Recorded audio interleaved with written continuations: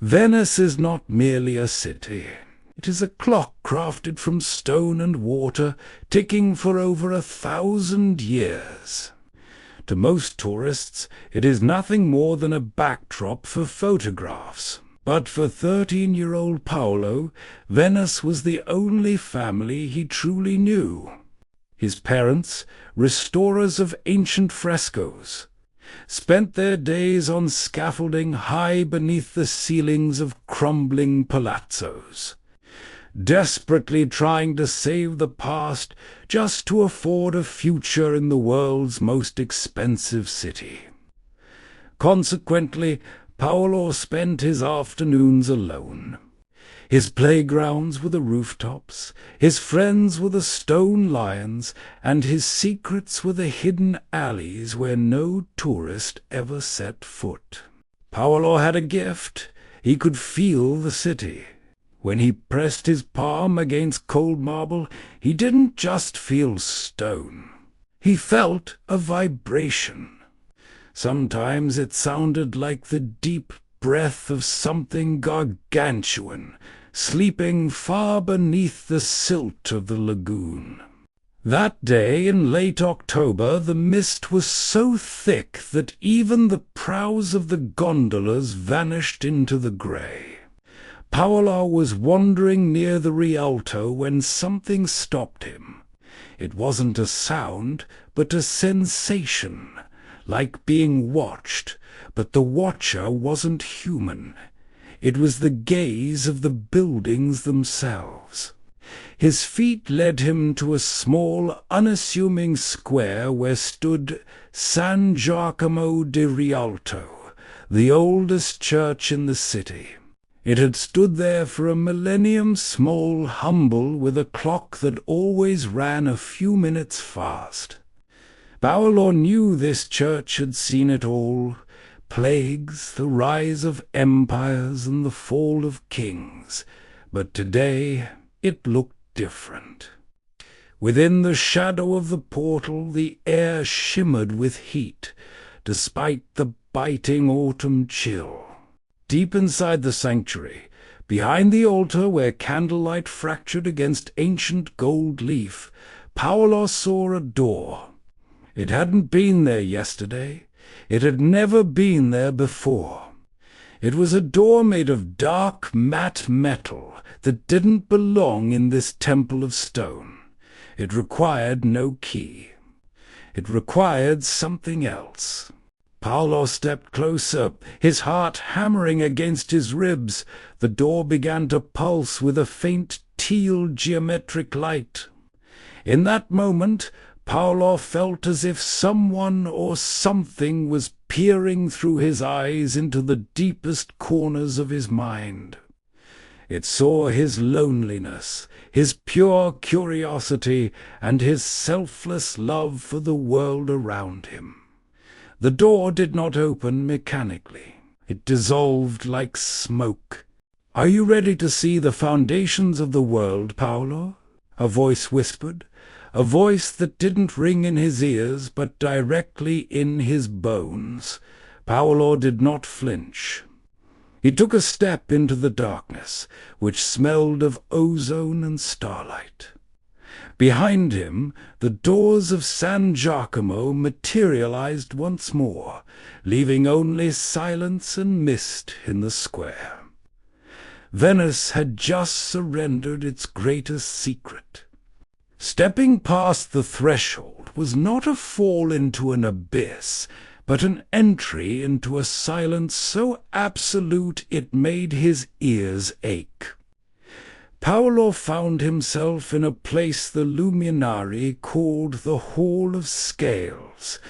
There were no walls, only an infinite plane of black, mirror-like material, above which thousands of levitating prisms drifted.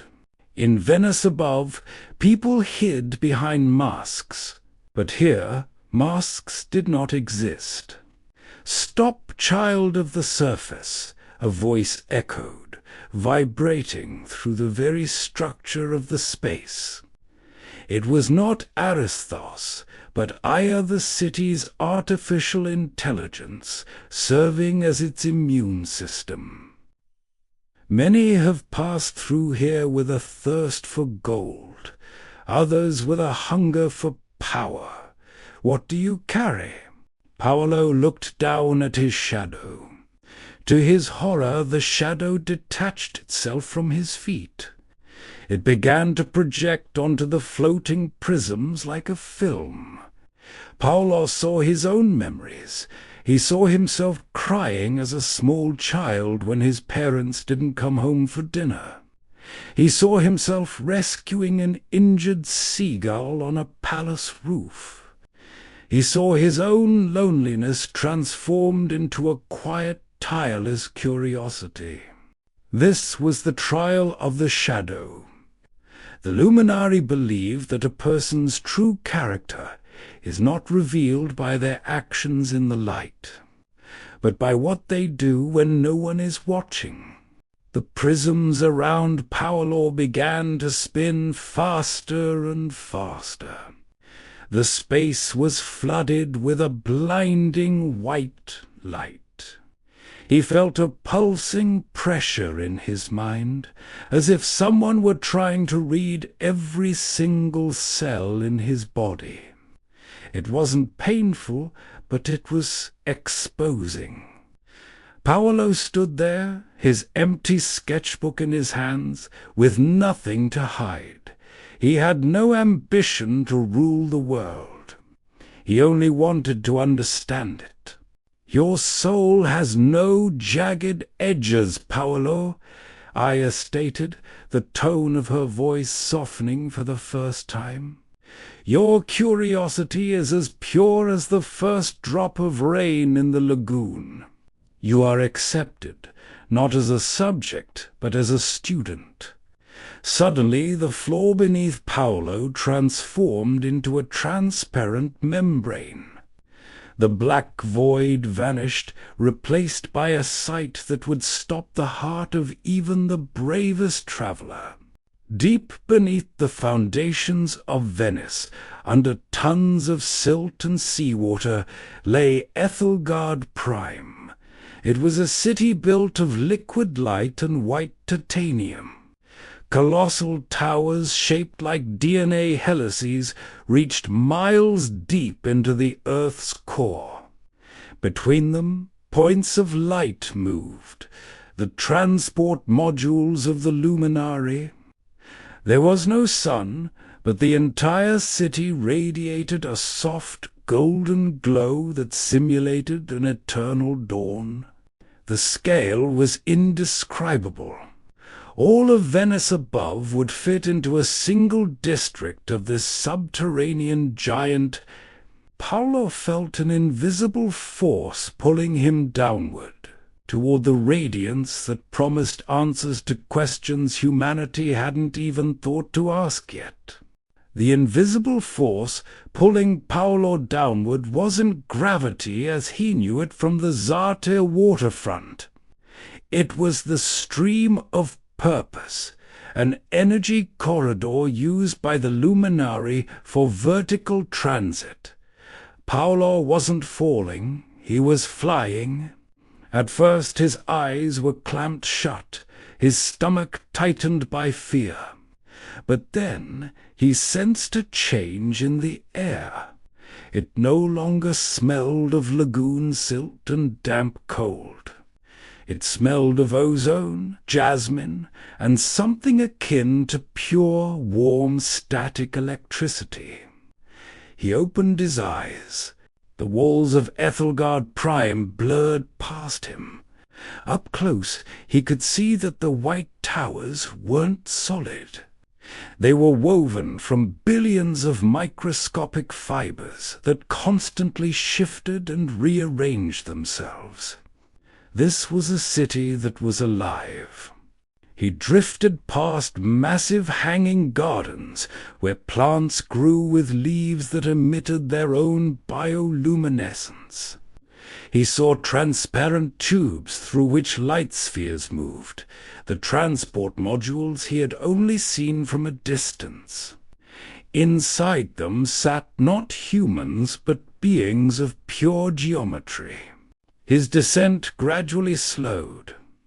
The stream of purpose gently deposited him onto a vast circular platform, made of a material that looked like milky glass but felt warm to the touch. The platform levitated high above the city's central core. Paolo stood there, his legs trembling, his hands still white-knuckled around his sketchbook. He was so small, smaller than he had ever felt. In that moment, 3 figures appeared at the edge of the platform. They didn't walk, they glided across the surface. These were the Luminari.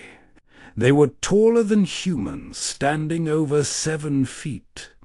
Their bodies were slender and elegant, their skin the color of pale marble, but it seemed to radiate a soft, pulsing light from within. They had no hair, only smooth, aerodynamic craniums. Their eyes were vast and deep, without pupils, the color of liquid gold. They wore no armor or cloth. Instead, they were draped in structured light and liquid metal that shifted and rippled with their movements. It looked like high-tech fashion woven from stardust.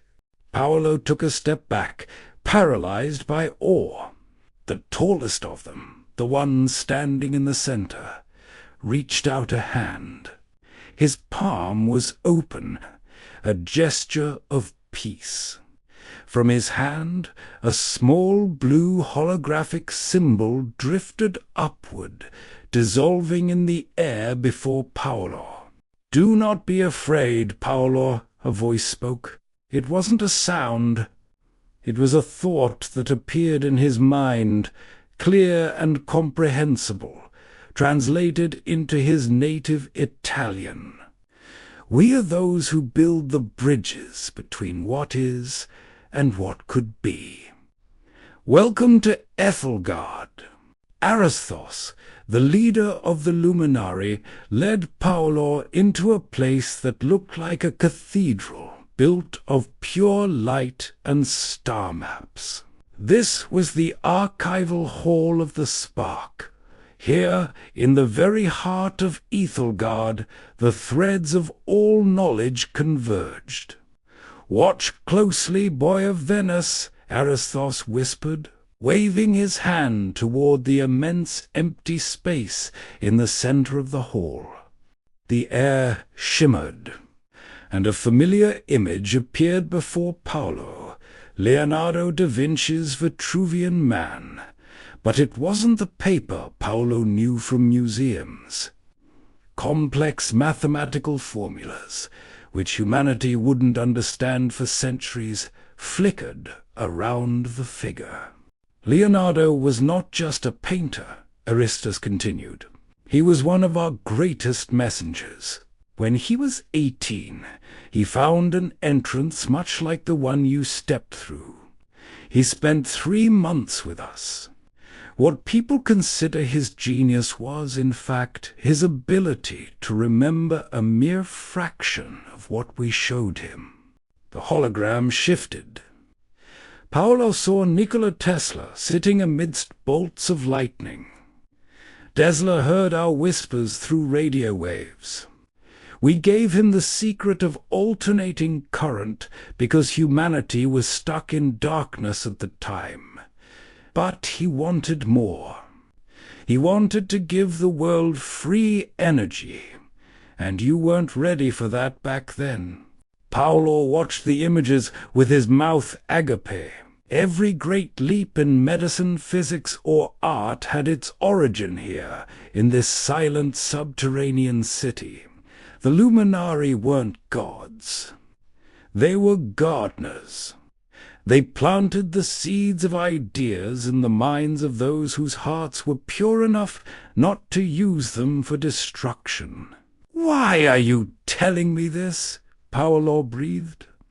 "I'm no Da Vinci. I'm just a kid who likes to draw boats." Aristos leaned closer, his golden eyes glowing with deep understanding. "The world above is changing, Paolo. Humanity has reached a crossroads. Your technology is destroying your planet and your bodies. We need a new messenger, someone who doesn't seek glory but healing." In that moment, the chair of truth rose from the ground. It wasn't a piece of furniture, but a complex biomechanical organism made of white titanium, looking as if it had grown directly out of the floor. It was surrounded by rings of rotating sensors. "Here we will discover if your mind can carry the weight of tomorrow," Aristos said gravely. "If you succeed, you will become an architect of the dawn. If you fail, you will return to Venice and forget this place ever existed. The choice is yours." Paolo looked at his Venice, at those expensive, beautiful, and crumbling houses above. He looked at his hands, stained with graphite from sketching. Then, without a single word, he took a step forward and sat in the chair. As soon as Paolo settled in, the white titanium of the chair softened, conforming to his body like a second skin. The rings around him began to vibrate, and the air in the hall started to taste of metal and a coming storm.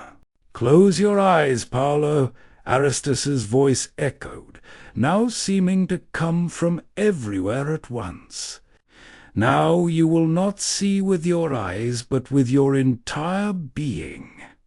We are testing you not for what you know, but for who you can become." Paolo felt a sharp flash of cold at his temples, and then the world shattered. He was no longer sitting in the chair. He was walking through a forest made of pure data. Every leaf was an equation. Every tree trunk was the history of a single disease. He saw himself, but not as a 13-year-old boy. He saw a man with graying hair standing in a laboratory that looked like a cross between a Venetian workshop and a Luminari temple. This was the potential test. The chair projected the future he could create. Paolo saw a little girl who couldn't walk and a small cloud of silver dust, his future nanoparticles approaching her. He saw the damaged spine knit back together, the cells joyfully rearranging into their healthy forms. He felt the surge of triumph, but with it came temptation. The vision was interrupted by images of the Sir Williams of this world, men in suits, offering him mountains of gold to sell this knowledge only to the elite. He felt the pressure, the hunger for power that would allow him to own all of Venice, not just live in it. But in that vision, Paolo simply shook his head. In his mind, amidst that data storm, he remembered his parents sitting exhausted on their scaffolding. He remembered that the true beauty of Venice wasn't that it was expensive, but that it belonged to everyone. "I want the world to heal," Paolo thought, "not for it to belong to me." In that moment, the sphere around him erupted in a white light brighter than the midday sun over San Marco. The Luminari around him bowed their heads in respect. The chair of truth had found what it was looking for: selflessness. "The test is over," Aristos announced, a profound sense of relief in his voice. "Your heart is more solid than the foundations of our city. Now we grant you the gift that will change humanity." Paolo felt something massive begin to pour into his mind. It wasn't like learning from a book. It was as if new rooms were opening in his head, rooms he never knew existed. Formulas for molecular reconstruction, maps of the human genome, the secrets of cold fusion. Everything was being etched into the deep structures of his brain so firmly they could never be erased. It was 50 years of the future, condensed into a few seconds of pure consciousness. Paolo was no longer just a boy. He was the first human with the architecture of the Luminari within a human mind. The glow in Paolo's eyes slowly dimmed, but the light in his mind remained. The chair of truth dissolved into dust made of light, and Paolo found himself back on his own 2 feet. He felt heavier. Every cell in his body now vibrated with knowledge that humanity wasn't meant to discover for another 50 years. Ernesto stepped toward him and placed a hand on his shoulder. His touch was as cold as marble, yet it warmed Paolo's heart. "Listen closely, Paolo." The final thought of the luminary leader resonated in his head. "This knowledge is a gift, but it is also your prison. You must never tell anyone about this place, about us, or about this meeting. If your lips ever speak the truth of Aethelgard, your mind will close. You will forget everything we have given you, and your gift will turn to dust. Your task is not to tell, but to create. You will build the future out of silence." Paolo simply nodded. He understood. The price for saving millions of lives was his own absolute solitude. No one would ever believe how he came by his inventions. He would be celebrated as a genius, but he would know he was merely a translator. "It is time to go, architect," Aristos said. The air around Paolo began to swirl. The colossal DNA towers, the flying spheres, and the golden haze of Aethelgard began to stretch and dissolve like ink in water. Paolo felt a sudden jolt, as if someone had yanked him from deep water back to the surface. He gasped for air. He opened his eyes. Around him was darkness, pierced only by a few flickering candles. The scent of ozone was gone, replaced by the smell of old wood, incense, and dampness. Paolo stood in the oldest church in Venice, San Giacomo de Rialto. Before him was a bare stone wall where only hours, or perhaps years ago, a glowing door had stood. He reached into his sweater pocket. The sketchbook was still there. He pulled it out and opened it in the dim candlelight. On the first page was his old drawing of a fishing boat. But as he turned the page, his hand began to move of its own accord. Without thinking, with incredible precision, he began to sketch the structure of a nanoparticle. The lines were perfect. Formulas appeared under his pencil like magic. He stepped out of the church into the small square. Mist still shrouded the city, but Paolo saw it differently now. He didn't just see fog.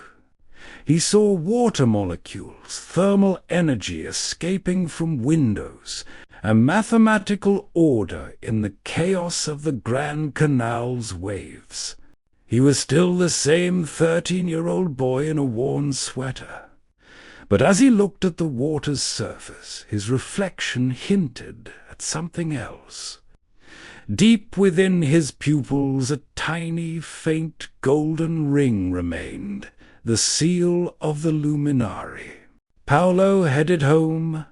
He walked past tourists who paid him no mind, past souvenir vendors, and through a loud world that had no idea its savior had just passed them by, with a backpack on his shoulders and a universe in his head. Time in Venice flows differently, but for Paolo it seemed to both stand still and accelerate. The vow of silence he gave to Aristhaus became his strongest pillar. He never broke it, not even when, in his 20s, the world began to ask how a young man from the Italian lagoon could understand physics better than Nobel Prize winners. At 23, Paolo introduced his masterpiece to the world, Luminous Nano. These were particles smaller than a cell, woven from liquid light and the intelligence he had brought back from the depths. The world watched in silent awe as the terminally ill rose from their beds, as damaged organs regenerated within hours, and as the human lifespan began to stretch toward unprecedented horizons. He became the most celebrated scientist in history, but to his neighbors in Venice, he remained the humble Paolo, the man who stopped for coffee in the morning and smiled at the seagulls. But his life wasn't only about science. Paolo found what he had missed in his own childhood, the warmth of a home. He married Julia, a woman who loved his soul without ever suspecting what lay in its depths. They had 4 children and later 12 grandchildren. Their home was always filled with shouting, laughter, and the aroma of Italian cooking. Paolo often sat in the middle of that chaos, grandchildren climbing on his knees, feeling absolute happiness, even though he couldn't tell them about the glowing giants underground. He passed on their wisdom through a love for truth and beauty. He shaped global healthcare until the age of 63, building foundations, hospitals and schools that looked not at profit, but at the person.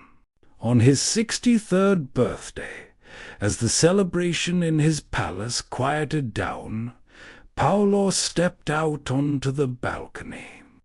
Venice glowed beneath him in the warm light of the street lamps.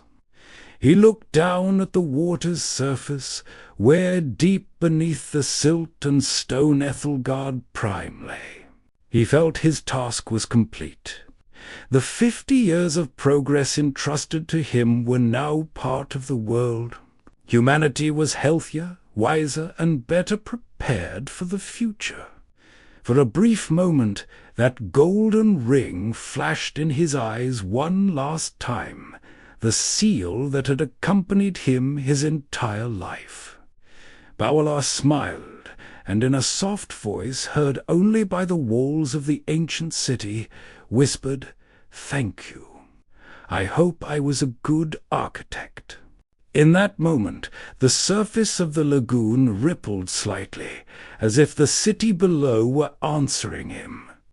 Paolo closed his eyes, took a deep breath of the salty air, and with a sense of utter peace, stepped back inside to his family. The secret remained a secret, but its light had changed the world forever.